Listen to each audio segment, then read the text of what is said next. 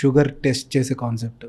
There are few devices like ఇప్పుడు మనం diagnosis సెంటర్కి వెళ్ళకుండా మనమే సెల్ఫ్గా టెస్ట్ చేసుకోవడానికి కొన్ని డివైజెస్ ఉన్నాయని. Also there are few devices which doesn't take any blood or something. Like is that possible? Like ఒక డివైస్, నేను చూసిన డివైస్ ఏంటంటే అది బ్లడ్ సక్ చేస్తుంది, షుగర్ లెవెల్స్ టెస్ట్ చేసి చెప్తుంది. ఇది ఒక డివైస్. ఇంకోటి రిస్ట్ బ్రాండ్స్లో ఉంది, వాచెస్లో ఉంది, అన్నీ కూడా ఉంది. మీరు అనేది అంతా CGM కాన్సెప్టే అండి మీరు చెప్పేది. ఇప్పుడు స్మార్ట్ వాచెస్ కానీ ఇవన్నీ ఇవేంటంటే కంటిన్యూస్ గ్లూకోజ్ మానిటరింగ్. అంటే మనం తిన్న తర్వాత మన గ్లూకోజ్ లెవెల్స్ ఎలా ఉన్నాయి ఇమీడియట్గా ఇచ్చేస్తుంది. CGM machines I think it is very useful for type 1 diabetic people.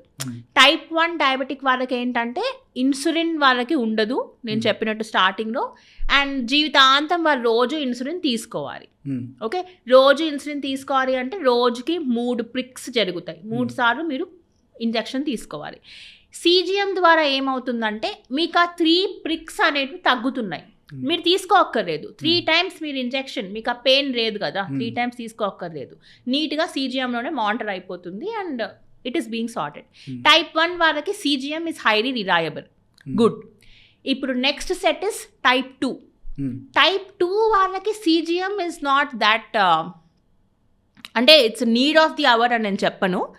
But if the patient is financially affordable, if he is okay, then definitely go ahead with CGM. If you are okay, if you are it will give you a motivation. అంటే నేను తింటున్నాను, okay చూస్ చేసుకున్నాను, ఇట్లా అవుతుంది కదా అనేది కొంచెం ఒక మానిటరింగ్ ఉంటుంది. కాబట్టి మీరు కూడా కొంచెం మోటివేటెడ్గా ఉండి take care of what you eat.